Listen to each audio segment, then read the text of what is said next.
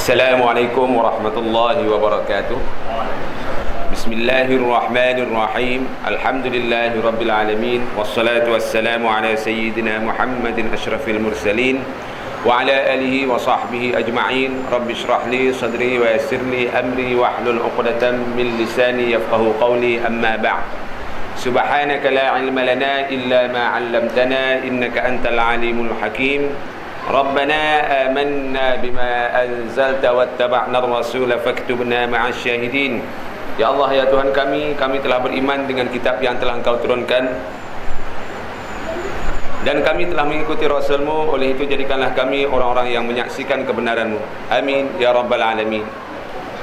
Firman Allah Subhanahu wa taala, Bismillahirrahmanirrahim. هو الذي بعث في الأميين رسولا منهم يتلو عليهم آياته ويزكيهم ويعلمهم الكتاب والحكمة وإن كانوا من قبل لفي ضلال مبين. صدق الله العظيم.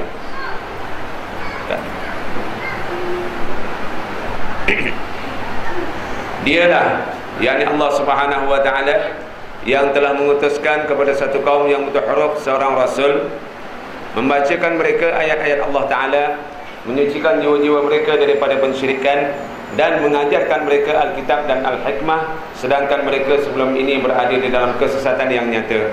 Sadaqallahul azim. Ayat yang kedua daripada surah Al-Jumu'ah.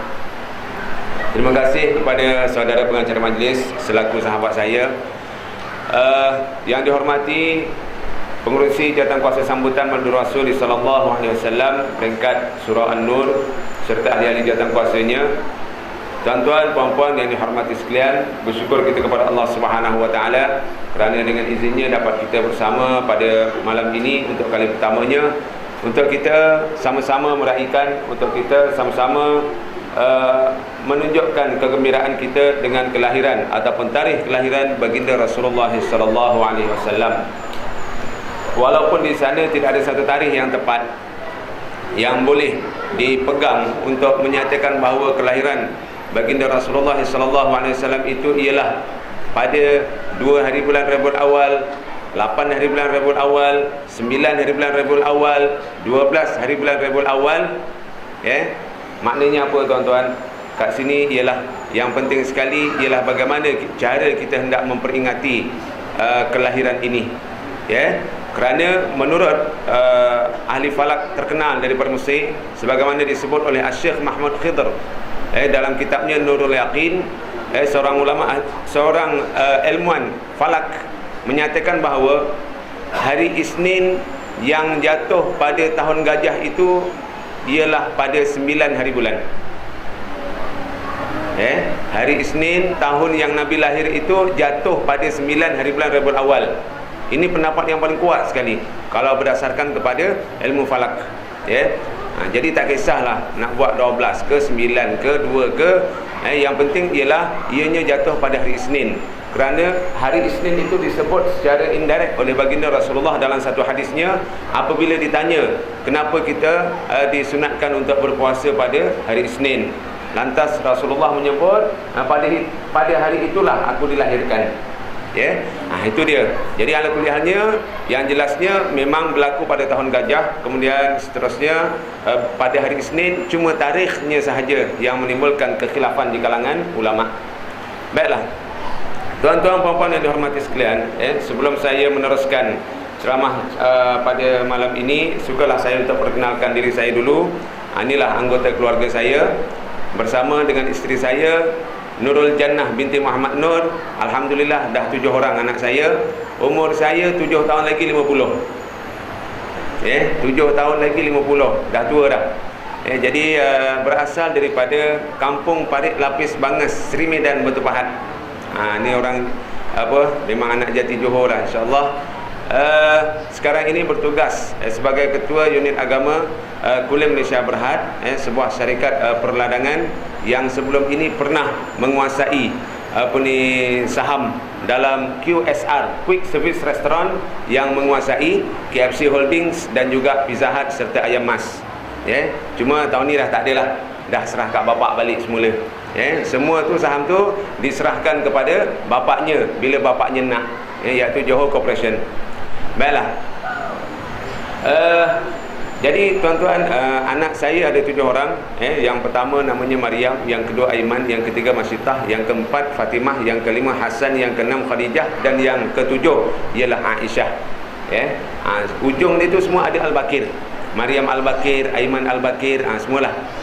Al-Bakir ni bukan Al-Bakir orang Syiah tuan-tuan. Ini Al-Bakir orang Jawa. Baiklah tuan-tuan. Alhamdulillah, dengan kelahiran baginda Rasulullah sallallahu alaihi wasallam, apa yang perlu kita fahami di sini ialah tarikh ataupun hari lahirnya baginda Rasulullah bukan setakat menandakan, bukan setakat menunjukkan lahirnya batang tubuh Nabi, tetapi yang lebih besar lagi maknanya di situ ialah lahirnya satu agama, lahirnya semula, lahirnya semula. Maknanya sebelum tu dah ada. Lahirnya semula suatu agama yang membetulkan semula perjalanan manusia, yang selama ini dari sudut keagamaannya sudah pun menyeleweng, dan dari sudut kemanusiaannya sudah terpesong. Kita akan tengok nanti bagaimana keadaan masyarakat dunia sebelum Nabi Muhammad sallallahu alaihi wasallam dilahirkan. Tuan-tuan, saya nak bagi contoh, sebagaimana contoh ini disebut dengan panjang lebar oleh Syekh Abdul Hasan Ali An-Nadawi, seorang ulama yang terkenal daripada India, daripada wilayah Lucknow. Tuan-tuan, Syekh Abdul Hasan Ali An-Nadawi ini keturunan silsilahnya sampai kepada Rasulullah sallallahu alaihi wasallam. Beliau telah mengarang sebuah kitab yang sangat terkenal, namanya ialah Madza khasiral alamu bin hitatil muslimin. Apa derita dunia apabila orang Islam mundur. Bukan Islam mundur, orang Islam yang mundur. Apakah penderitaan, apakah kesan negatifnya apabila orang-orang Islam mundur? Dalam buku ini, lebih kurang 500 muka surat, beliau telah menyatakan tentang keadaan masyarakat sebelum Nabi Muhammad sallallahu alaihi wasallam dilahirkan. Kita tengok di India, dia kata, di India tuan-tuan, caca merbanya ataupun betapa tidak jelasnya pemikiran mereka tentang ketuhanan, boleh kita lihat dari segi pengamalan mereka, iaitu mereka setiap tahun tuan-tuan ada festival, buat pesta. Pesta apa? Pesta mencipta Tuhan paling kreatif. Itu dia tuan-tuan. Orang sebelah dia tengah ada ni. Saya tadi bila sampai, alamak, ini ada ni pula kedegang-kedegung ni. Tak tahulah macam mana. Minta maaf tuan-tuan, saya batuk dah seminggu lebih ni. Jadi tuan-tuan, pertandingan mencipta Tuhan kreatif.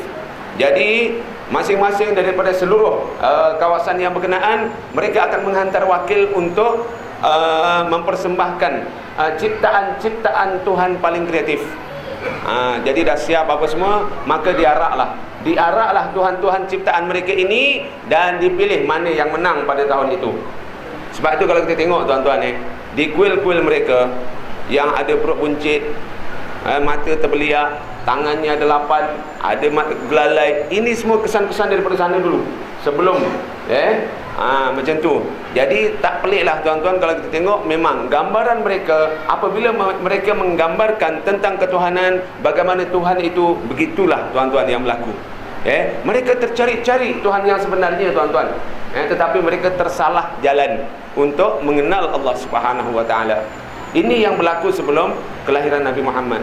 Dalam waktu yang sama tuan-tuan, dari sudut kemasyarakatannya juga kita, sebagaimana yang kita maklum, sistem kasta yang berlaku dalam agama mereka tuan-tuan telah melahirkan tindakan-tindakan yang juga menyebabkan masyarakat jadi semakin rosak. Contoh tuan-tuan, apabila seorang suami meninggal, apabila seorang suami meninggal, maka isteri tadi hendaklah menyerahkan dirinya kepada keluarga suami dia. Menyerahkan diri dalam arti kata memperhambakan dirinya kepada keluarga suami dia. Tuan-tuan, kesan daripada peraturan ini tuan-tuan apa dia? Akhirnya oleh kerana sistem itu berjalan dan akhirnya membawa keburukan kepada janda-janda ini tadi, di mana mereka memang telah betul-betul diperhambakan oleh keluarga suami tadi, dan akhirnya memang lebih daripada hamba lah senang cakap. Mereka betul-betul diperhambakan. Jadi daripada situ akhirnya kesannya ialah selepas itu beberapa tahun selepas peraturan ini dilaksanakan, maka apabila berlaku kematian, isteri-isteri ini tadi terus menerjunkan diri dia dalam api yang sedang membakar suami dia. Kenapa? Daripada dia jadi hamba keluarga suami dia, lebih baik dia mati ikut suami dia, kerana tak sanggup nak menghadapi perhambaan yang berlaku. Tuan-tuan, ini dia keadaan masyarakat. Dari sudut kemanusiaannya sudah terpesong, dari sudut keagamaannya tercari-cari siapa Tuhan yang sebenarnya. Kemudian kita tengok di sebelah Parsi pula, tuan-tuan. Parsi ini nama lama bagi Iran sekarang ini. Yang beragama Majusi, kita tahulah agama Majusi macam mana. Kemudian seterusnya dari sudut kemasyarakatannya, tuan-tuan, ialah bagaimana seorang permaisuri sanggup mengahwini anak lelakinya semata-mata untuk mempertahankan tahta. Baru-baru ni ada kes kan, ibu mengahwini anak lelaki dia. Ada kes kat mana tu? Kat Malaysia juga ke?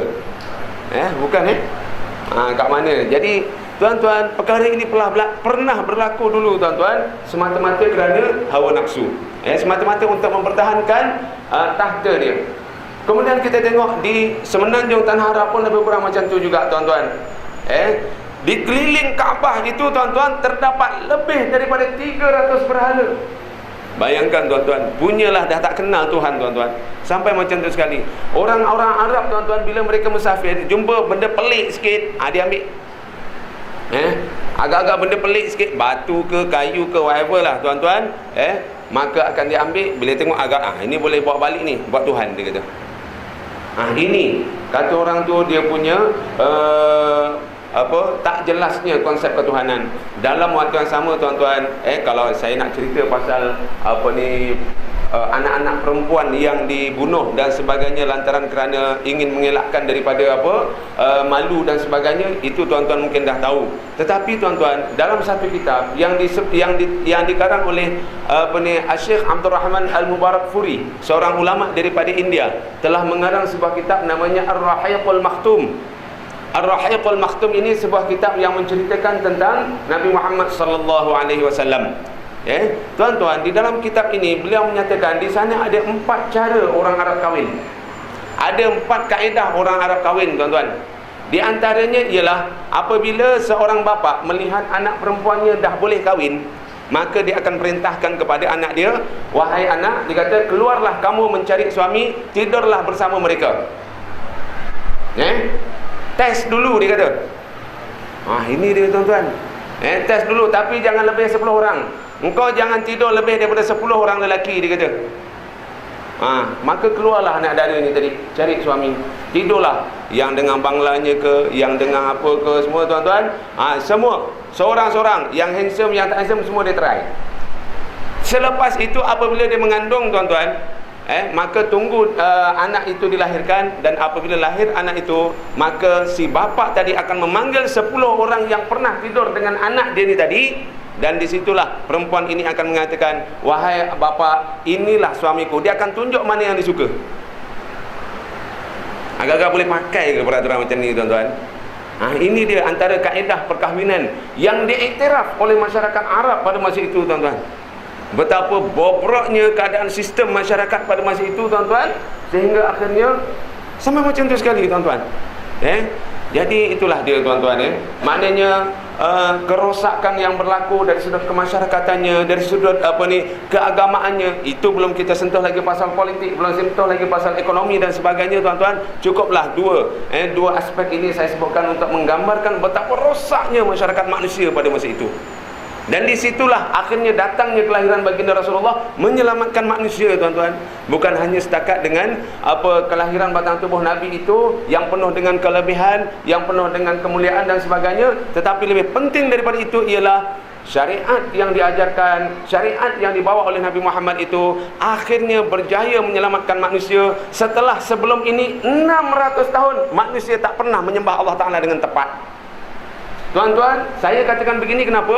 Kita lihat jarak di antara Nabi Isa alaihi salam diangkat naik ke langit tuan-tuan, sampailah kepada zaman Rasulullah berapa ratus tahun? Berapa ratus? 600 tahun tuan-tuan, lebih kuranglah 600 tahun. Dalam tempoh itulah tuan-tuan, akhirnya manusia semakin jauh daripada agama Allah Taala, dan akhirnya kehidupan masyarakat mereka pun menjadi porak-poranda dan sebagainya.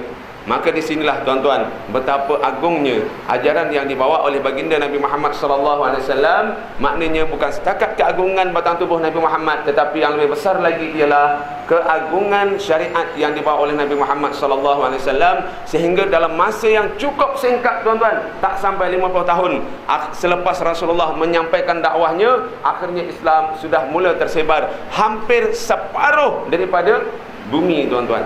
Masya Allah, satu perkembangan yang sangat hebat yang tidak pernah berlaku kepada agama-agama yang lain.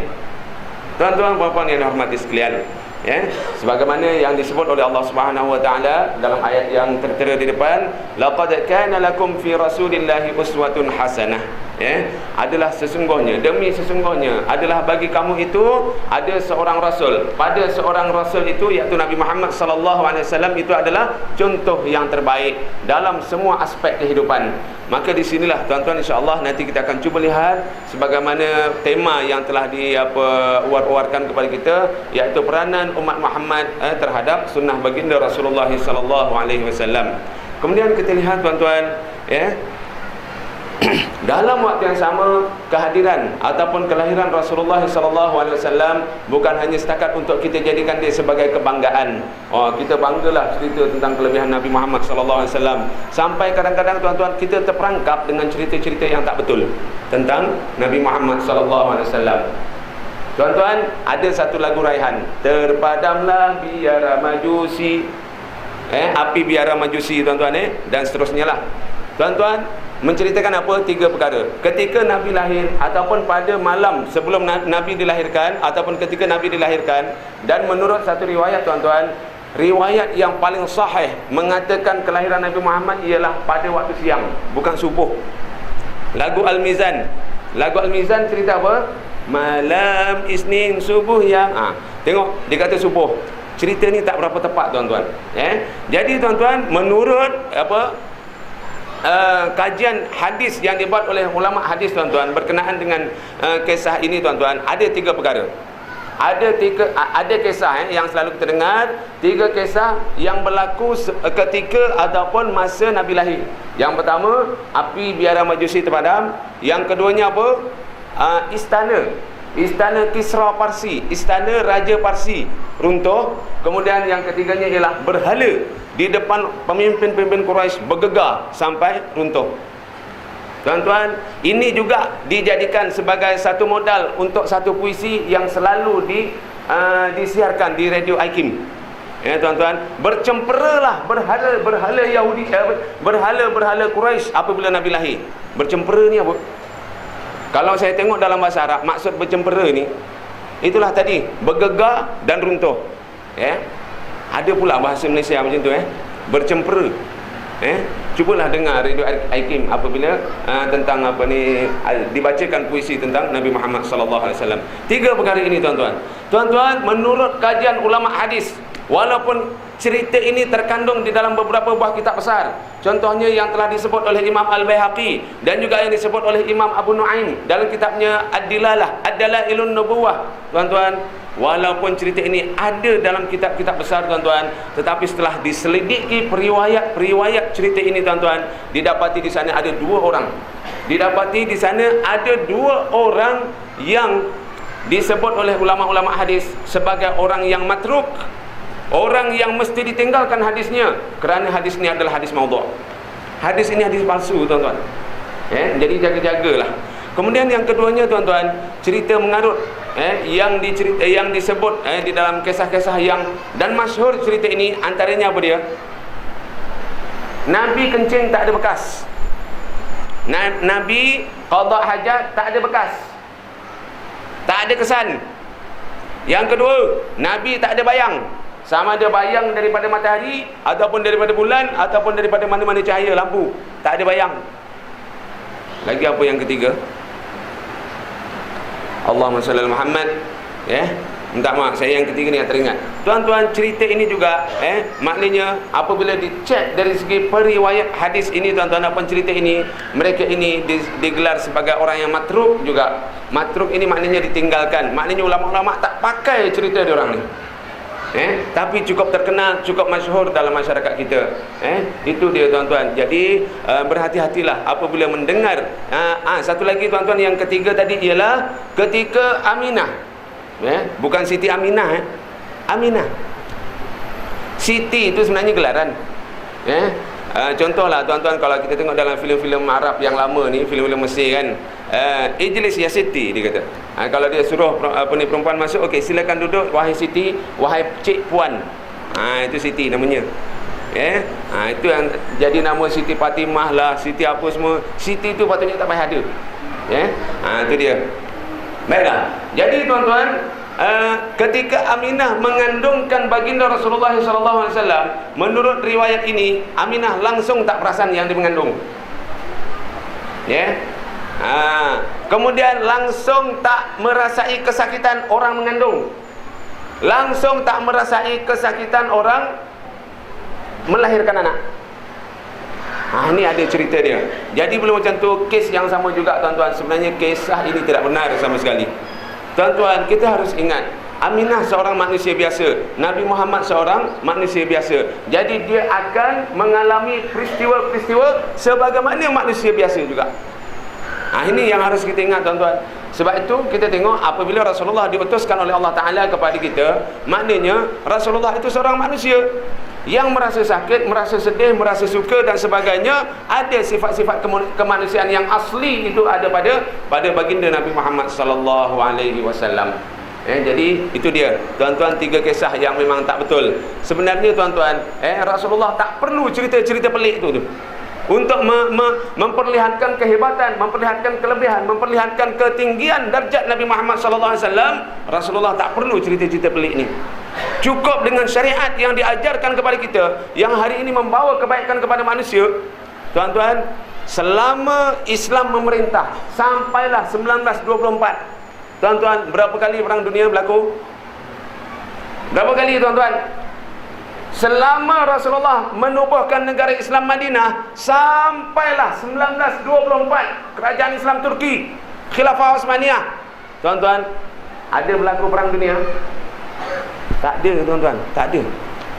Nak cerita betapa Islam membawa kesejahteraan kepada manusia. Tetapi, tuan-tuan, apabila kerajaan Islam jatuh 1924, 3 hari bulan Mac 1924, sampailah ni, tuan-tuan, 2 kali perang dunia, tak sampai 100 tahun. Punyalah celakanya manusia, punyalah ruginya manusia, deritanya manusia apabila Islam tidak memerintah. Tuan-tuan, huru-hara dunia, tuan-tuan, sengsara. Ini yang berlaku, tuan-tuan. Jadi apabila demikian, disitulah akhirnya maknanya syariat yang dibawa, yang diajarkan oleh Rasulullah sallallahu alaihi wasallam, itulah kehebatan Rasulullah sallallahu alaihi wasallam. Perlu kita sedar bahawa di sebalik kelahiran Rasulullah itulah yang sebenarnya menjadikan Rasulullah sebagai seorang yang sangat hebat, yang perlu kita contohi dalam semua aspek kehidupan. Kemudian seterusnya, tuan-tuan, itulah dia, wa ma arsalnaka illa rahmatan lil alamin. Dan tidak aku utuskan kau wahai Muhammad melainkan sebagai rahmat kepada seluruh alam. Begitulah maknanya, tuan-tuan, Nabi Muhammad sallallahu alaihi wasallam diutuskan bukan hanya setakat kepada manusia. Begitu juga Nabi Muhammad diutuskan kepada jin. Nabi Muhammad diutuskan kepada seluruh alam ini. Segala makhluk yang ada, tuan-tuan, akan merasai nikmat daripada berjalannya, dilaksanakan hukum-hukum Allah Subhanahu wa taala. Tuan-tuan, dalam banyak hadis ada menyebutkan, tuan-tuan, kalaulah tidak kerana binatang melata dan rumput rampai yang ada di bumi ini, nescaya Allah Taala tak akan turunkan hujan ke atas muka bumi ini, tuan-tuan. Kenapa? Manusia terlalu jahat, tuan-tuan. Manusia terlalu degil, manusia terlalu telah melakukan perkara-perkara yang sebenarnya banyak mengundang kemurkaan Allah Subhanahu wa taala. Tapi disebabkan itulah dia, tuan-tuan. Nak cerita kat sini, kita boleh lihat banyak hadis yang menceritakan bagaimana apabila manusia melakukan kerosakan, manusia melakukan maksiat, manusia tidak melaksanakan hukum-hukum Allah Subhanahu wa taala, maka binatang-binatang melata. Tuan-tuan, binatang-binatang melata, rumput rampai, tumbuh-tumbuhan yang ada melaknat manusia, tuan-tuan. Kenapa? Disebabkan dosa-dosa manusia inilah mereka tidak mendapat hujan yang sepatutnya turun untuk mereka. Ini dia, tuan-tuan.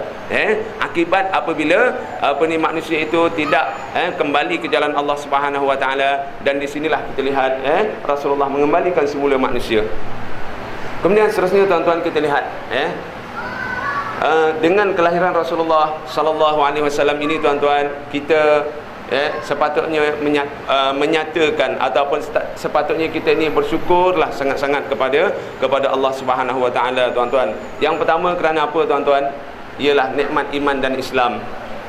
Tuan-tuan, saya nak ceritakan secara ringkas sebelum kita pergi lebih jauh lagi berkenaan bagaimana Islam datang ke tempat kita dan akhirnya kita hari ini mendapat nikmatnya. Tuan-tuan, selama 23 tahun Rasulullah SAW siang dan malam berjuang untuk menyebarkan agama Allah Subhanahu Wa Taala, memastikan manusia benar-benar mengenali siapa Tuhannya. 13 tahun Rasulullah SAW ketika di Mekah berusaha sedaya upaya untuk memperkenalkan Allah Taala itu dengan yang sebenar-benarnya. Mereka bukannya tak kenal Allah Taala, tuan-tuan, tapi tak tepat. Ini yang berlaku.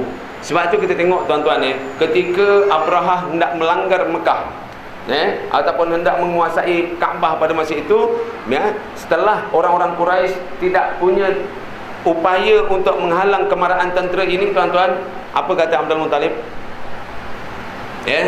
Biarkan Kaabah dengan Tuhannya. Kaabah ada Tuhan yang akan menjaganya.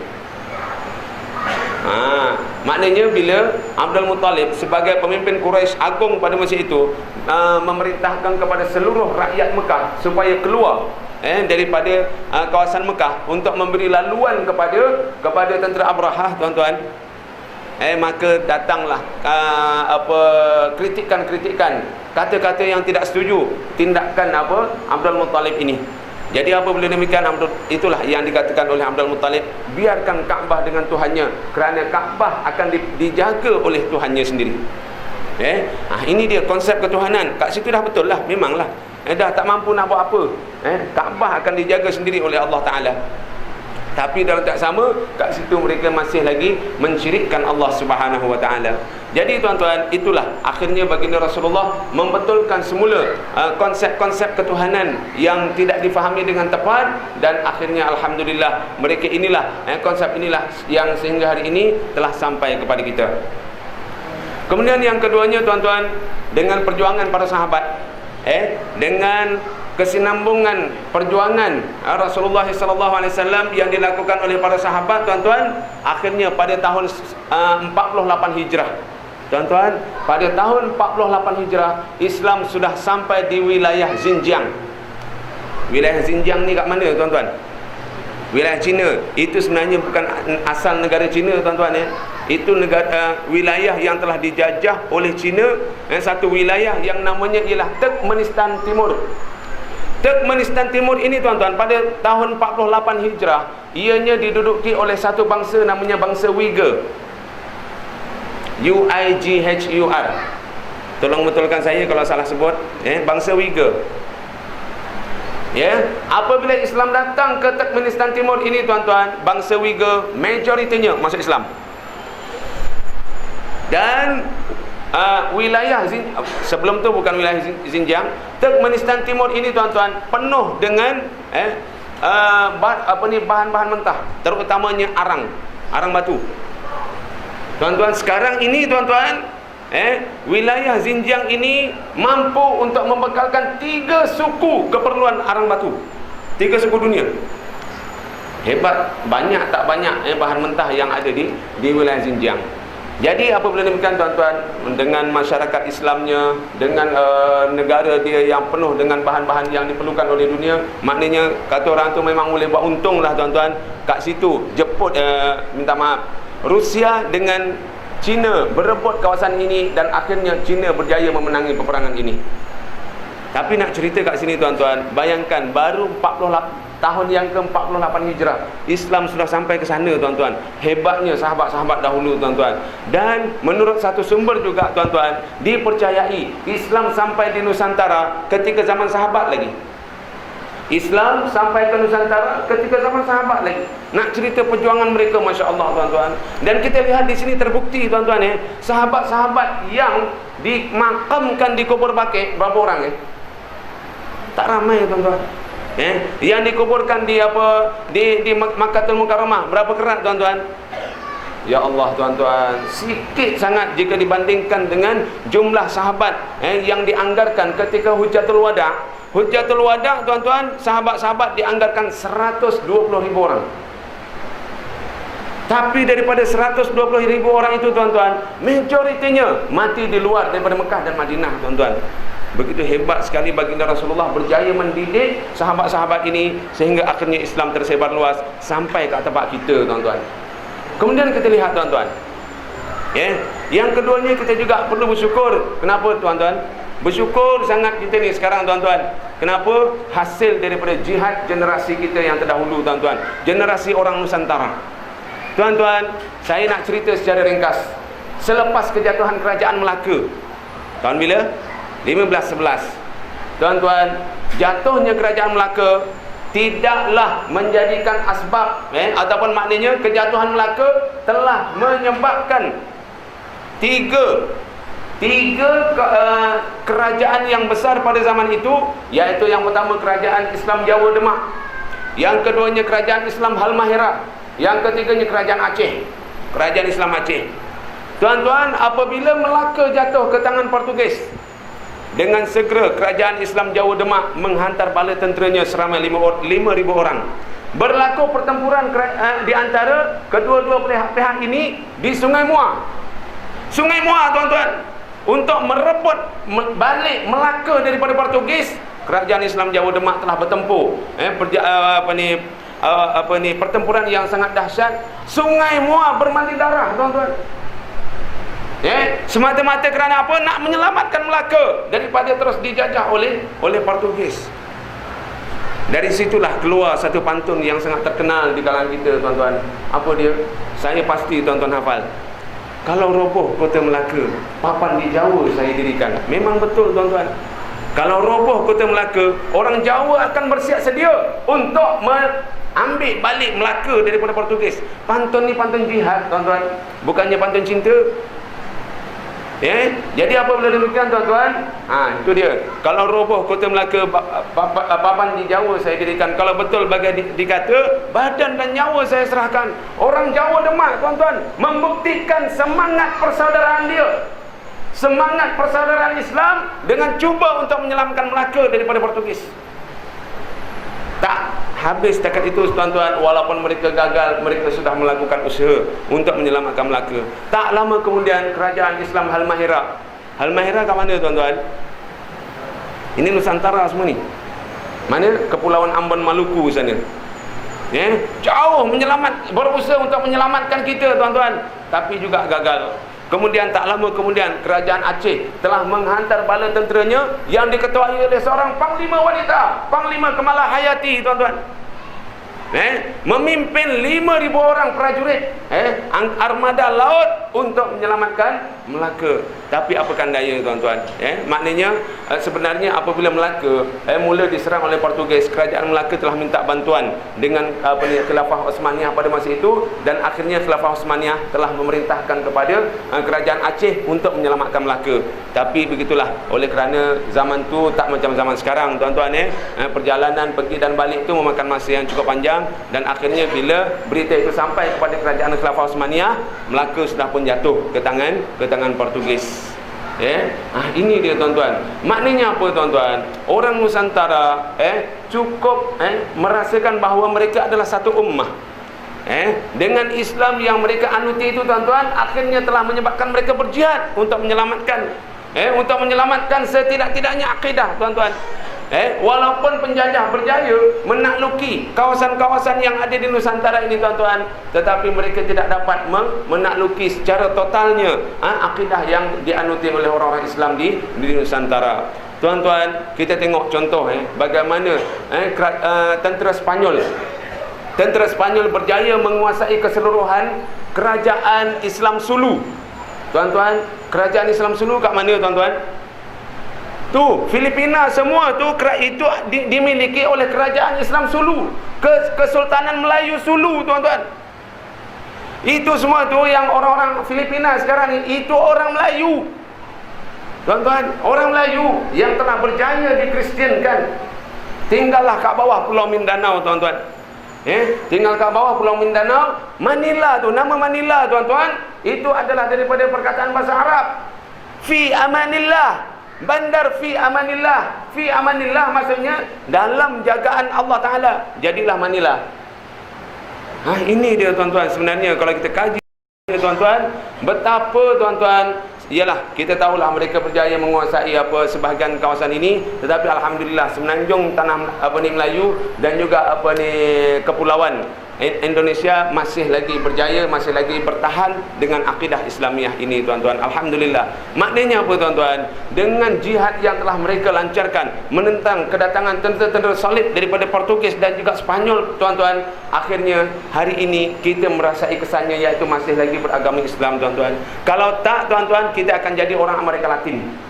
Tuan-tuan, untuk makluman tuan-tuan ketika tentera-tentera Spanyol dan Portugis sampai di Nusantara, dalam waktu yang sama, tentera-tentera, ketumbukan tentera yang lain, Spanyol dan Portugis juga sudah sampai di Amerika Latin. Amerika Latin, tuan-tuan.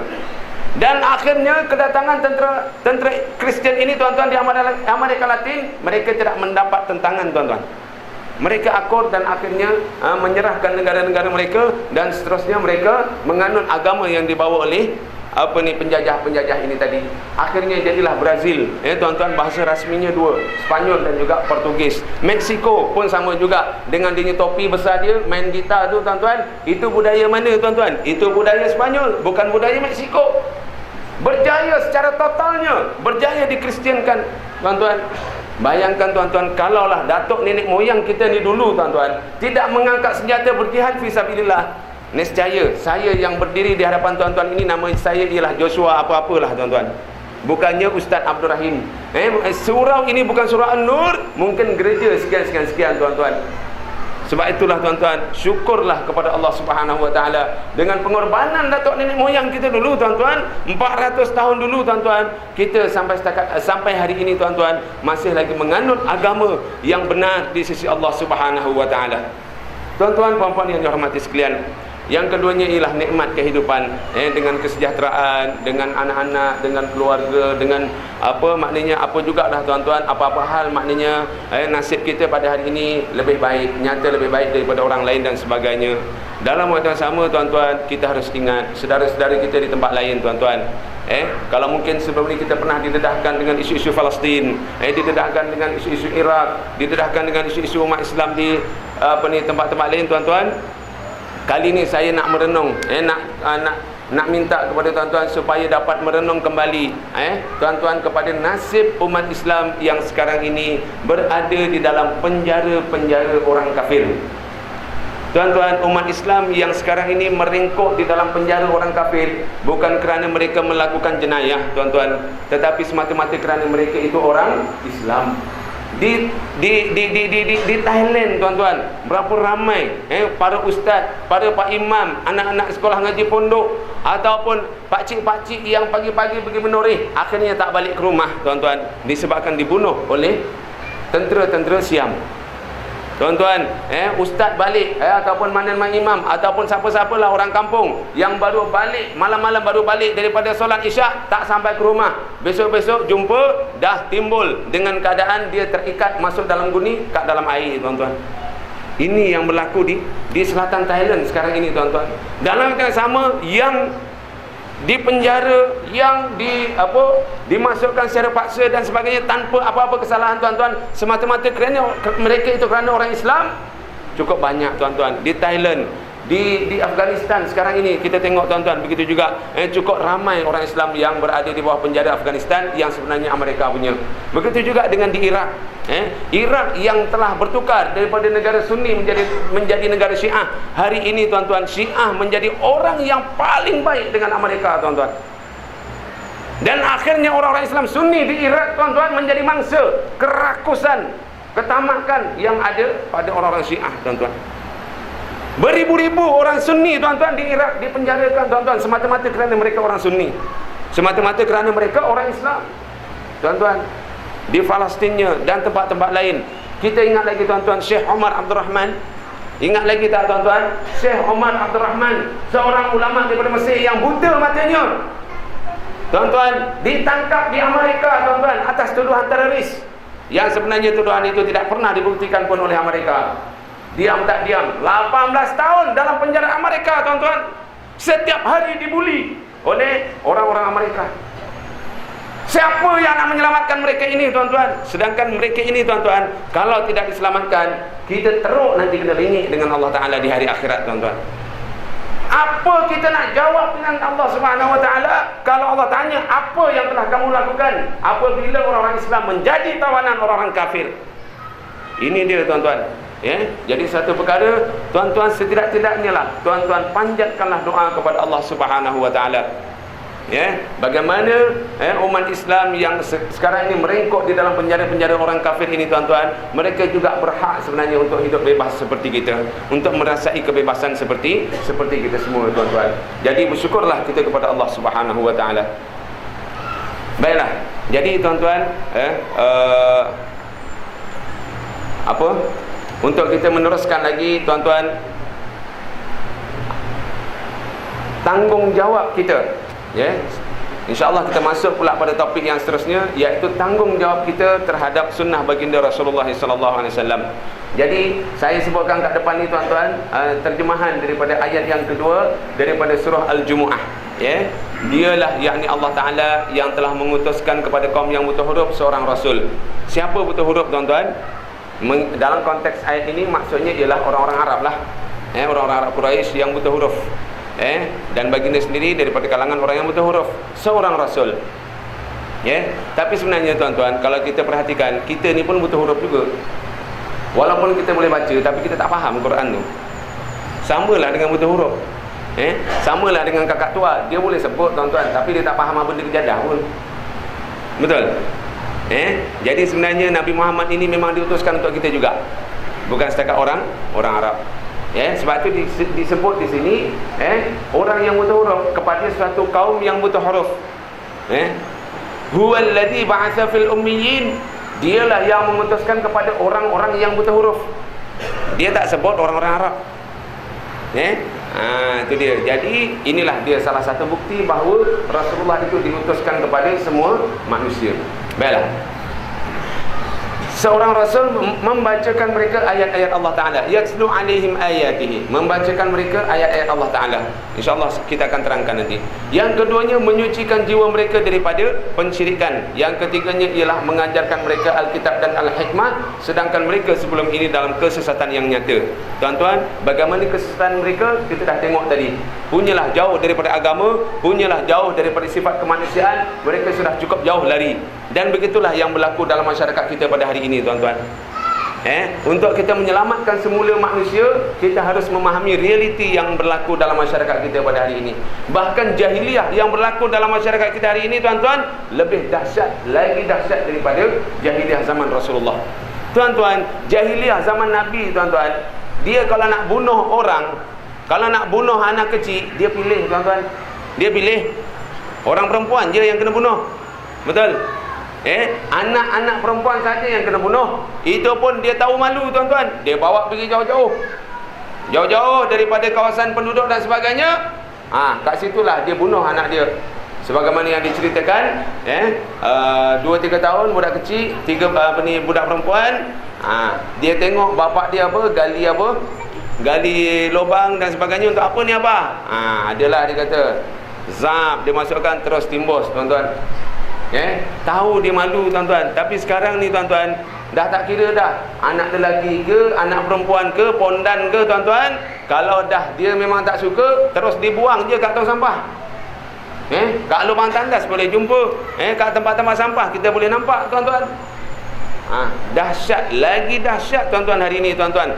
Bukan setakat anak perempuan saja, anak lelaki pun jadi mangsa juga. Dan begitulah seterusnya. Jahiliah yang berlaku pada zaman Nabi Muhammad, contohnya pertandingan Ratu Cantik, yang nampak orang Mekah je tuan-tuan, tapi sekarang, zaman sekarang ni tuan-tuan, satu dunia nampak tuan-tuan. Lagi hebat. Inilah jahiliah, inilah realiti masyarakat kita yang berlaku pada hari ini tuan-tuan. Dan di sinilah Rasulullah telah dipertanggungjawabkan untuk membetulkan semula perjalanan manusia. Baiklah. Jadi berdasarkan kepada ayat ini tadi tuan-tuan, kita dapati ada konsep 3 ta ataupun 3 T lah tuan-tuan. Supaya dengan itu insya-Allah kita dapat memahami apakah tanggungjawab kita terhadap sunnah baginda Rasulullah sallallahu alaihi wasallam. Pukul apa nak berhenti?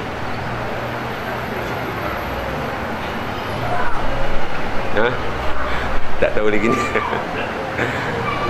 Tuan-tuan, saya minta izin. Boleh saya teruskan? Boleh insya-Allah. Okey tuan-tuan. Konsep 3 ta yang ada dalam ayat ini, yang pertama ialah konsep tilawah. Tanggungjawab kita terhadap sunnah Rasulullah yang pertama sekali ialah melaksanakan konsep tilawah. Kenapa? Sebab perkara yang paling besar yang diwariskan oleh Rasulullah kepada kita, apa dia tuan-tuan? Al-Quran. Jadi tanggungjawab kita yang pertama terhadap sunnah Rasulullah ialah tentang Al-Quran. Jadi malam ni saya sebut satu ni je lah tuan-tuan, iaitu apa tanggungjawab kita terhadap Al-Quran tuan-tuan. Jadi tanggungjawab kita yang pertama tuan-tuan ialah bagaimana kita hendak membaca Al-Quran.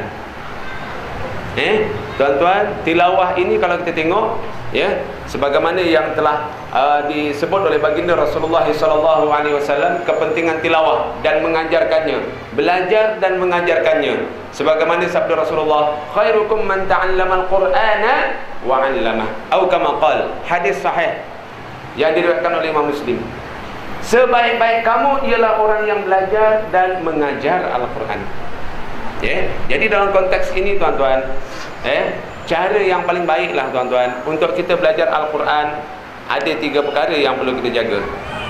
Maknanya apa tuan-tuan? Imam Ahmad bin Hanbal menyatakan apa? Rukun membaca Al-Quran ada 3. Pernah dengar tak? Rukun baca Quran ada 3 ni. Biasa kita dengar rukun nikah, rukun jual beli, rukun negara. Lagi apa? Rukun baca Quran pernah dengar tak tuan-tuan? Ataupun ni first time dengar ni, rukun membaca Al-Quran. Tuan-tuan, rukun membaca Al-Quran ada 3. Kalau saya mengajar dulu di Sekolah Islam Hidayah tu tuan-tuan, memang inilah antara yang saya tekankan.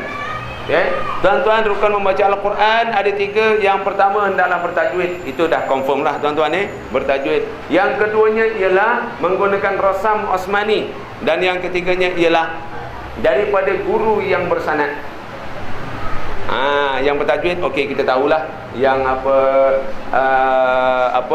resam Osmani ni pun kita tahu. Cumanya dalam bab bertajwid ini tuan-tuan, salah satu daripada bab penting dalam tajwid ialah kefasihan. Fasih. Kalau boleh bunyinya tu bunyi Arab tuan-tuan, walaupun tak sepenuhnya Arab. Macam mana bunyi Arab tuan-tuan? Macam mana kita nak tahu yang bunyi kita ni bunyi Arab? Sekira-kira kalau kita dengarkan pada orang Arab, dia faham, dia tahu, oh ini ayat Quran ni, dia kata. Janganlah sampai langsung orang Arab pun tak faham.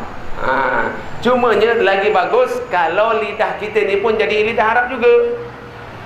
Contohlah tuan-tuan, saya ada satu jadual yang saya dapat daripada guru saya, jadual kefasihan. Bagaimana hendak membunyikan huruf hamzah dengan betul. Contoh, a i u a u an ani a na minal mu'ni ma i an ani a. Itu kalau orang Arab baca. Kalau orang Jawa baca a i u a u an ani a na minal mu'ni ma i an ani a, dia bersifat isti'la, tinggi kat situ. Jadi bezalah. Jadi akhirnya kalau lidah Arab, bismillahirrahmanirrahim, senyum, bismillahirrahmanirrahim. Orang Melayu baca macam mana? Bismillahirrahmanirrahim. Tapi sekira-kira orang Arab faham, bolehlah lagi tuan-tuan. Cumanya itulah tadi, seboleh-bolehnya biar slang tu slang Arab betul. Lahjahnya itu adalah, ataupun logat dia tu logat yang ikut lidah Arab, insya-Allah. Baiklah. Itu berkaitan dengan kefasihan tadi. Jadi untuk mendapatkan kefasihan ini tadi tuan-tuan, caranya ialah dengan berguru orang-orang yang ada ijazah, orang yang ada sanad. Dia punya silsilah guru dia tu sampai kepada sahabat, sampai kepada Rasulullah sallallahu alaihi wasallam. Sebab itu tuan-tuan, Ustaz Rafi, Ustaz Rafi yang tu Muhammad Rafi, bila orang tanya dia, Ustaz belajar Quran ni daripada siapa? Dia jawab apa? Saya belajar Quran daripada Jibril, dia kata. Kenapa? Sebab guru-guru dia tu, dia punya silsilah dia, daripada guru dia, atas dia sampai kepada sahabat, sampai kepada Rasulullah, sampailah kepada Jibril alaihi salam. Maknanya sebutan lidahnya itu ialah sebagaimana yang telah Jibril ajar kepada Nabi Muhammad sallallahu alaihi wasallam. Tuan-tuan carilah. Insya-Allah kat Malaysia ni banyak dah. Banyak dah orang-orang yang guru-guru yang bertaraf muqri nama dia. Guru-guru Al-Quran yang bertaraf muqri ataupun yang boleh memberi ijazah kepada anak muridnya kat Malaysia ni dah banyak dah tuan-tuan. Saya cadangkanlah kepada tuan-tuan kalau berminat untuk mengajar belajar Al-Quran ini tuan-tuan, belajarlah dengan Ustaz Mahyuddin. Dia kat Kempas je rumah dia tuan-tuan. Jalan Denai 4 kat Kempas. Kalau ada siapa berminat lepas ni boleh jumpa saya boleh bagi nombor telefon insya-Allah. Sebab saya alhamdulillah pada tahun 2008 berjaya mendapatkan ijazah sanad Al-Quran ini dan terasa tuan-tuan bila saya antara muridnya yang berjaya menghabiskan khatam Al-Quran, mendapat ijazah dengan dia dalam tempoh 40 hari. 40 hari alhamdulillah saya dapat tuan-tuan. Setiap malam saya berulang-alik pada Ramadan tahun 2008 tu, daripada minggu kedua sampailah yang terakhirnya itu sempat 20 hari. 20 malam maknanya 20 juz, dan selepas itu selepas Syawal sambung lagi, alhamdulillah dalam tempoh 40 hari saya berjaya mengkhatamkan. Akhirnya saya menjadi antara murid dia yang berjaya mengkhatamkan dengan cepat. Sebab saya sebenarnya dah ada asas semasa di Mesir dulu, masa belajar dulu sempat menghabiskan 9 juz dengan salah seorang ataupun sifu mukri. Kalau kat sini kita jumpa mukri, kat Mesir kita jumpa sifu mukri. Mukri ni ialah guru-guru yang memberi ijazah. Jadi tuan-tuan, ketika belajar di Mesir tuan-tuan, saya telah belajar dengan Syekh Ibrahim Atwah Awad. Syekh Ibrahim Atwah Awad ini tuan-tuan ialah ahli lembaga ulama-ulama besar Universiti Al-Azhar pada zaman itu. Zaman dia, sekarang dah almarhum dan sebagainya. Dan daripada dialah terdapat di Mesir sekarang ini lebih daripada 250 orang guru yang memberi ijazah kepada anak muridnya, semuanya berguru dengan Syekh Ibrahim Atwah Awad ini. Dan anak muridnya di Malaysia diantaranya ialah Dr. Sulaiman Ibrahim, sekarang ini pensyarah di UKM. Yang keduanya Dr. Haruddin, Ustaz Hasanuddin dan sebagainya. Itu 3 orang adik-beradik tu, Haruddin, Hasanuddin, seorang lagi siapa? Ishaquddin. Itu semua dapat ijazah daripada Syekh Ibrahim Atwah Awad ini tuan-tuan. Dan kat sini orang Johor sini tuan-tuan boleh cari di Maktab Perguruan Batu Pahat Ustaz Maisa bin Man. Tuan-tuan cari, dapatkanlah ijazah ini daripada guru-guru yang telah saya sebut. Tuan-tuan, bila dapat tuan-tuan setelah khatam Quran, setelah kita habiskan bacaan Quran yang bersanad ini tuan-tuan, masya-Allah tuan-tuan, terasa dia punya keberkatan dia tuan-tuan hanya kata orang tu, siapa yang mempunyai badan sendirilah yang dapat merasainya tuan-tuan. Nak cerita tak boleh lah. Betapa itu dia. Dia tu lain tuan-tuan. Itu dia. Baiklah, itu cerita pasal tilawah tuan-tuan. Jadi dalam ayat ini tuan-tuan, tilawah ini ada 2 makna. Yang pertama tilawah dengan membaca, yang keduanya tilawah dengan cara memahami. Dah faham, hayati, dah hayati, kita kena amalkan. Dan kat sinilah tuan-tuan, kita ni tak pernahnya nak naik level. Balik-balik baca, balik-balik hukum tajwid, balik-balik patah balik baca, balik-balik hukum tajwid. Paling tinggi pertandingan tilawah, paling tinggi. Tak pernahnya kita ni tuan-tuan cuba untuk itu dia, memahami dan seterusnya, cuba melaksanakan sebanyak mungkin segala tuntutan yang ada di dalam Al-Quran. Baiklah, jadi tuan-tuan, cerita pasal membaca Al-Quran ini tuan-tuan, tak apalah, saya cerita balik tuan-tuan. Apa yang telah disebut oleh Imam An-Nawawi dalam kitabnya At-Tibyan fi Adabi Hamalatil Quran, adab-adab orang yang ingin menghormati Al-Quran. Tuan-tuan, secara ringkasnya saya nak sebutkan di sini, mengikut Imam An-Nawawi, makruh mengkatamkan Al-Quran lebih daripada 40 hari. Maknanya dalam tempoh 40 hari, kalau boleh khatam Quran. Sekali khatam. Kalau yang jenis-jenis yang dah laju-laju baca ni tuan-tuan, seboleh-bolehnya tuan-tuan, setiap 40 hari khatamkanlah sekali. Kenapa tuan-tuan? Dia punya fadilatnya sangat besar, iaitu di antara waktu yang paling mustajab untuk kita berdoa ialah selepas daripada khatam Al-Quran. Jadi berdoalah banyak-banyak kepada Allah Ta'ala, mintalah hajat dunia dan akhirat. Ini salah satu cara untuk kita mencari masa yang sesuai untuk kita berdoa kepada Allah Ta'ala. Kemudian yang keduanya tuan-tuan, bagi orang-orang yang berkhatam ini, dia ada dua perkara sunat dibuat. Yang pertama tadi berdoa, yang keduanya ialah jamu orang makan. Jamu orang makan ni tak semestinya buat kenduri tuan-tuan. Khatam Quran ni tak semestinya kalau nak jamu orang kita buat kenduri. Cukup dengan kita panggillah anak-anak kita balik rumah sekejap, makan tengah hari, bajet besar sikit, makan sedap sikit. Ataupun kita ajaklah jiran-jiran kita 2-3 orang makan tengah hari datang rumah kita. Tak payah nak sibuk-sibuk buat kenduri, nak itu ini dan sebagainya, tak payah tuan-tuan. Yang penting kita bagi makan orang. Lagi baguslah kalau yang kita jemput itu ialah orang-orang yang memang tidak berkemampuan dan sebagainya. Kalau rasanya tak sempat nak buat kat rumah, carilah mana-mana restoran yang ada jual nasi ambeng, ambil 20 bungkus, hantar kat rumah anak yatim, settle. Hantar kat rumah orang-orang Bangla, hantar kat rumah kat kotai-kotai orang Indonesia tuan-tuan. Mereka ini sebenarnya orang yang musafir. Orang musafir ni doanya makbul tuan-tuan. Jadi kita dah bagi dia makan, mintalah doa dengan dia. Doakanlah untuk saya murah rezeki dan sebagainya. Ini cara tuan-tuan, bagaimana kita hendak menghayati sunnah-sunnah baginda Rasulullah SAW secara umumnya. Kemudian seterusnya yang kedua tuan-tuan, tazkiyah. Tazkiyah, bagaimana Al-Quran itu tuan-tuan berjaya membersihkan jiwa kita daripada pensyirikan kepada Allah Ta'ala. Di sini saya nak sebut dalam satu syair yang disebut oleh Imam Asy-Syafi'i tuan-tuan. Imam Asy-Syafi'i dalam sebuah kitab Ta'limul Muta'allim fi Turuqit Ta'allum, karangan Imam Burhanuddin Az-Zarnuji.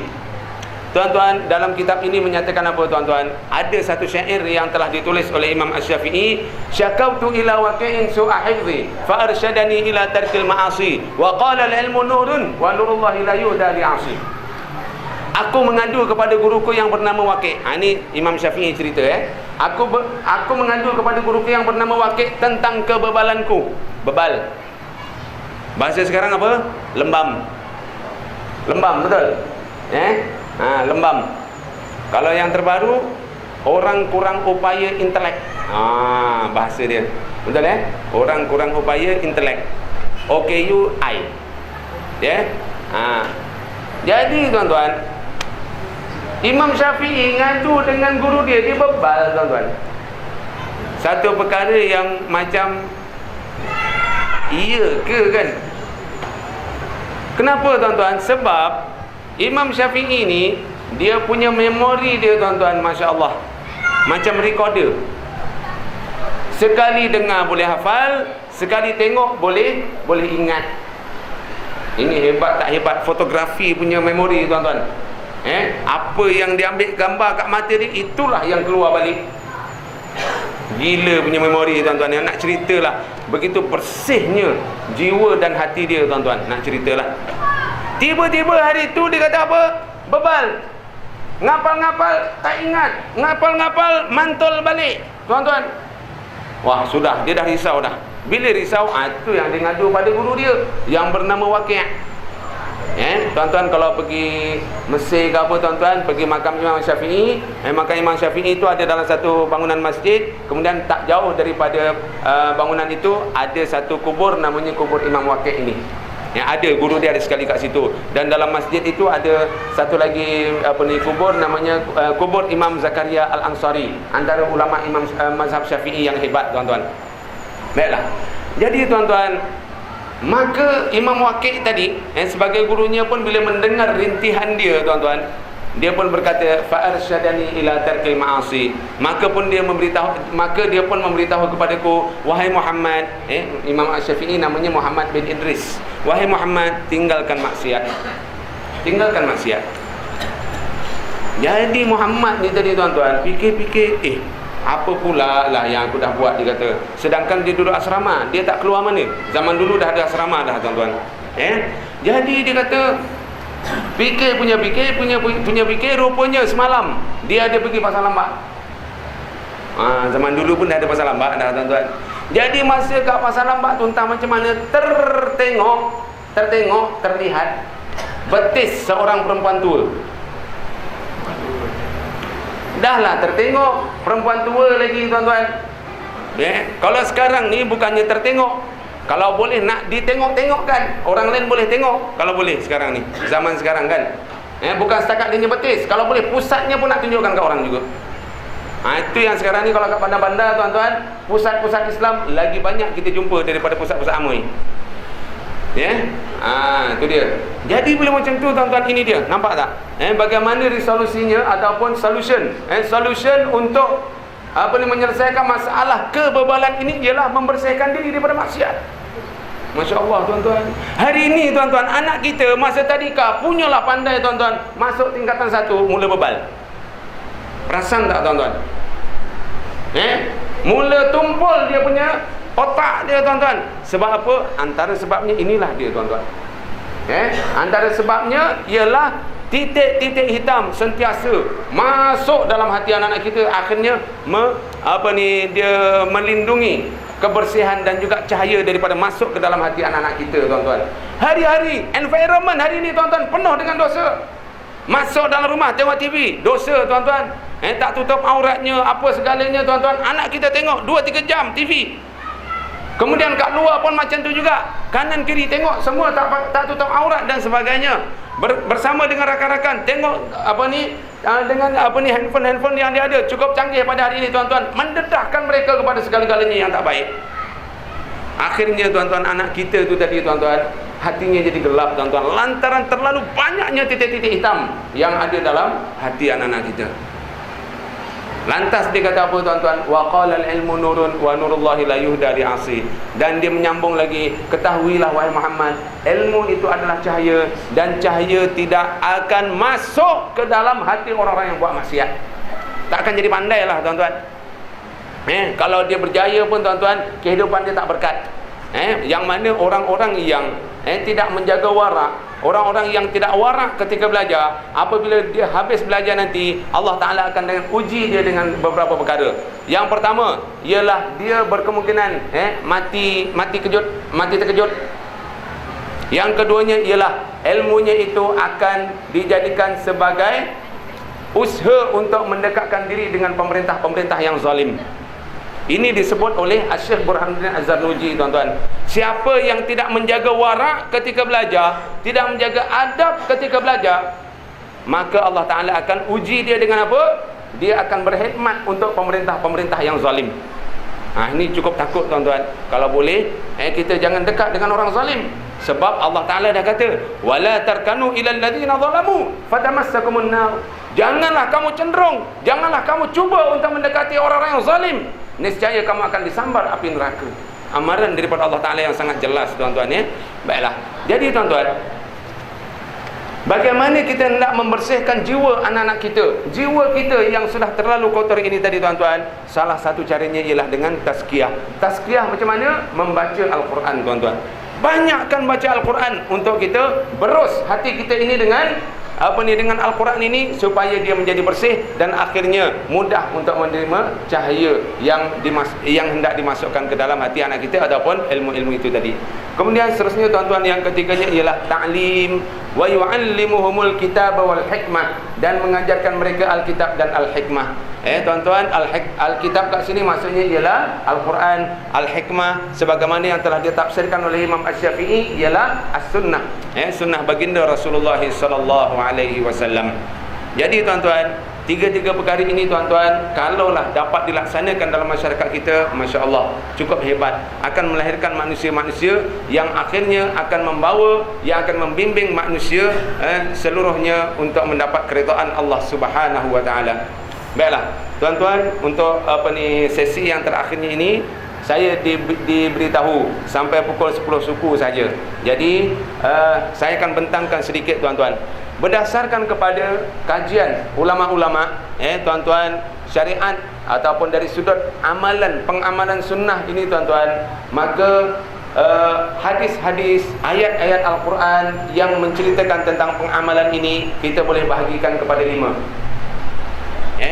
Yang berbentuk harian, yang berbentuk mingguan, yang berbentuk bulanan, yang berbentuk tahunan, dan seumur hidup. InsyaAllah saya akan cuba terangkan sedikit program harian. Di antara program harian, apa dia tuan-tuan?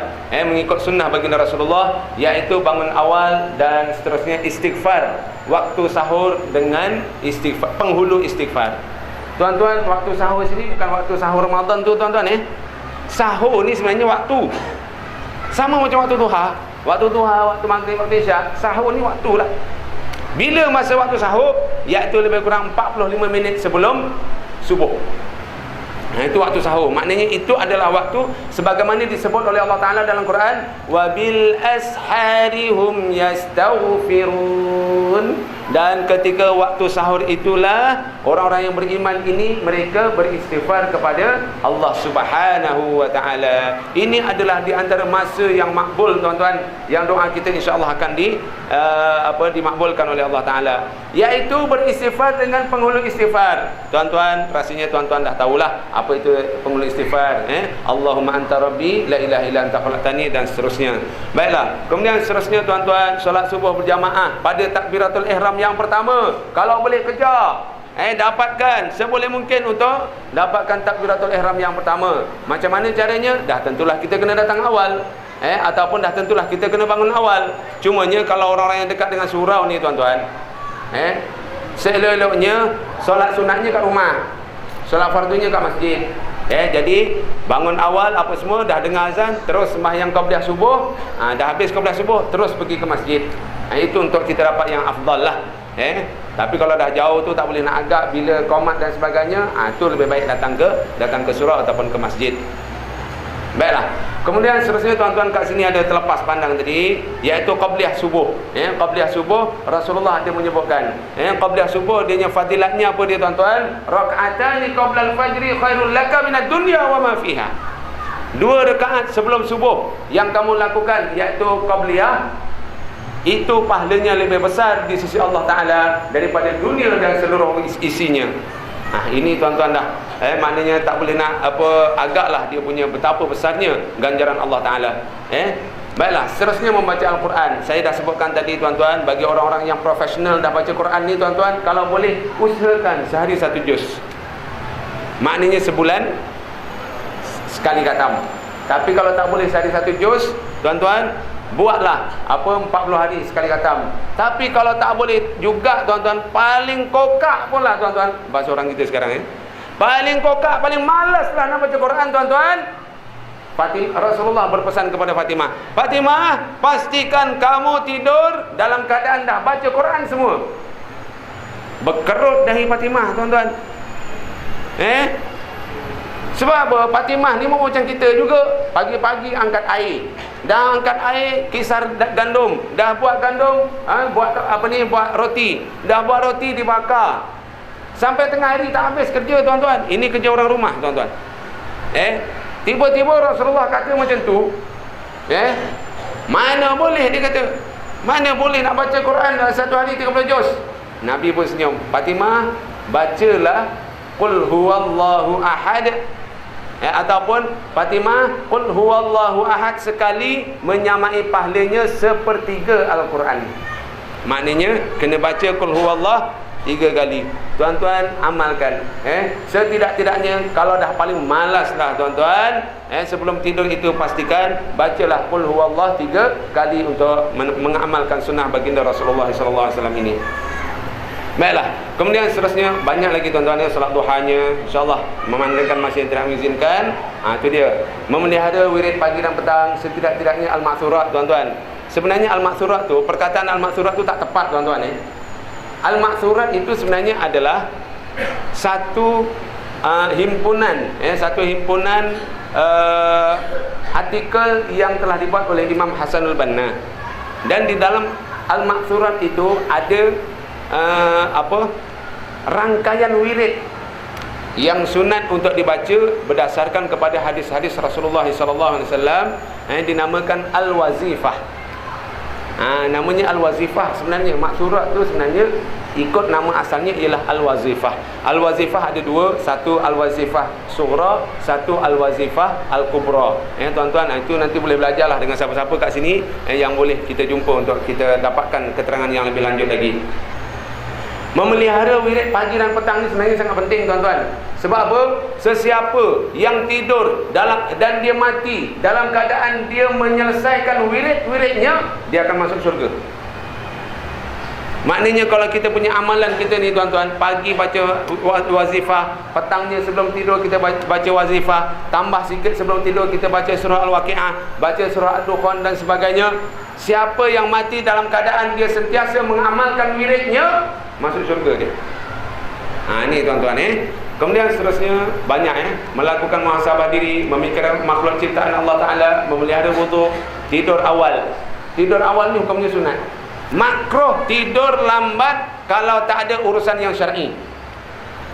Maknanya apa tuan-tuan? Lepas main isyak tu tidur terus, tak usah cerita banyak. Supaya apa? Kita boleh bangun awal untuk berqiyamul lail. Tapi kalau dah memang ada kerja yang syar'i, anak-anak kita belajar, kita sendiri ada urusan dan sebagainya, itu tidak mengapa. Tapi kalau saja-saja tidur lambat sebab tengok wrestling, sebab tengok bola, sebab tengok benda-benda yang tak ada manfaat dia dunia dan akhirat tuan-tuan, kat situ jadi makruh dia. Kalaupun tak jadi haram. Okey, kemudian sentiasa membaharui niat dan ikhlas beramal kepada Allah Ta'ala. Yang ke-12-nya tahajud. Yang ke-13-nya ialah sentiasa sabar, bermujahadah. Ini sunnah-sunnah Tuan-tuan, 13, pastikan solat 5 waktu berjamaah di masjid bagi orang lelaki. Yang wanitanya ialah awal waktu. Yang ke-14, menunaikan amanah dan tanggungjawab kepada siapa sahaja yang berhak. 15, banyakkan puasa sunat. Ini nanti kita akan masuk pada amalan mingguan. 16, menjaga pandangan mata, mengelakkan fitnah, mengumpat, sentiasa berzikir setiap waktu. Dan yang terakhirnya ialah sentiasa mengingati mati. Ini amalan harian tuan-tuan. Kemudian kita tengok amalan mingguan. Solat subuh Jumaat hingga solat subuh Jumaat dan jangan keluar sehinggalah waktu duha. Tuan-tuan, saya nak sebutkan kat sini. Sesiapa ini berdasarkan kepada satu hadis, siapa yang datang awal ke masjid dan solat subuh qabliyah sebelum dan dia masuk ke masjid membuat qabliyah subuh, lepas tu dia solat subuh, lepas solat subuh dia baca wirid, lepas wirid dia terus, tak kira lah sama ada wirid yang imam punya ataupun wirid sendiri, dia baca, dah habis dia baca Quran, dah habis baca Quran sampailah waktu duha. Sampai waktu duha dia sembahyang duha. Selepas sembahyang duha barulah dia balik. Tuan-tuan, kalau ini diamalkan, pahalanya apa tuan-tuan? Sama menyamai macam orang buat umrah dan haji yang paling sempurna. Maknanya apa tuan-tuan? Bagi orang-orang yang tidak berkemampuan untuk menunaikan haji sana, untuk menunaikan umrah ke sana tuan-tuan, dia dapat jalan pintasnya. Inilah dia tuan-tuan, iaitu sebelum subuh dah datang ke surau, qabliyahnya, subuhnya, wiridnya, baca Qurannya, duhanya, baru balik ke rumah. InsyaAllah tuan-tuan, pahala umrah dan juga haji yang sempurna. Kemudian yang keduanya ialah membaca surah Al-Kahfi. Bukan surah Yasin. Surah Yasin bila bacanya tuan-tuan? Bila baca surah Yasin? Surah Yasin sunat dibaca setiap hari, bukannya setiap minggu. Setiap hari tuan-tuan, sunat dibaca setiap hari. Okey, datang awal untuk salat Jumaat, yang ini confirm kita tak boleh buat. Sebab apa? Kita kerja. Alangkah baiknya kalau hari Jumaat cuti tuan-tuan. Begitulah celakanya kalau hari Jumaat kita bekerja. Banyak amalan sunat kita tak boleh nak buat tuan-tuan. Menghadiri majlis ilmu, bersedekah, menjaga adab hari Jumaat, meluangkan waktu merancang strategi, menziarahi orang sakit kalau ada, memperbaharui taubat, membuat ziarah silaturahim, ya. Dan begitulah, membanyakkan selawat, ziarah kubur. Tuan-tuan, ziarah kubur ini sunat dibuat seminggu sekali. Ya. Yang paling mudah, kalau kat kampung-kampung biasanya kubur tu kat masjid kan. Itu paling mudah. Tapi maknanya begitulah, usahakan untuk kita ziarah kubur seminggu sekali. Ini ada hari Jumaat tuan-tuan memang banyak yang sebagaimana terkandung dalam kitab Mukhtasar Minhajul Qasidin. Itu insya-Allah kita tinggalkan. Program bulanan, khatam Quran sebulan, saya dah sebut. Satu buku satu bulan kalau boleh, menghafaz satu rubuk Quran setiap bulan.